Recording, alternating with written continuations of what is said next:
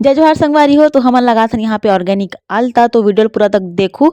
ठीक है, तो यहाँ पे मैं तोड़ा तो संगवारी हो पोई भाजी के ओकर बीज ला एकर से निकालबो हमन आलता लगाए बर कलर। तो वही ला मैं तोड़ा तो संगवारी हूँ। यहाँ पे मैं तोड़ चुकी हूँ, देख सकते हो आप मन इतना सारा होए। फिर एला एकदम मस्त पिचकोल के एकर कलर निकाल लेबो। फिर ना रुई के माध्यम से लगाबो संगवारी हो। तो यहाँ पे ना मोर दीदी हल लगा थे मोर पैर में मस्त डिजाइन बना थे संगवारी हो। तो वीडियो पूरा तक देखो, मस्त दिखते एकदम संगवारी हो। एकर कलर एकदम वाइन कलर हरे, एकदम मस्त दिखा थे। तो लास्ट में मैं दिखाऊं संगवारी हो पूरा, आप मन तो पूरा वीडियो जरूर देखो। ठीक है संगवारी हो। तो देखो संगवारी हो कितना सुंदर कलर आथे, मस्त एकदम वाइन कलर हरे संगवारी हो। एकदम जो ओकर से आथे ना संगवारी हो बीट रूट से कलर, वैसे टाइप में कलर हरे ये हर। और देखो कितना सुंदर लगा थे। तो मोर दीदी बनाते यहाँ पे एकदम सुंदर डिजाइन संगवारी हो। तो मैं दोनों पैर में लगा हूँ।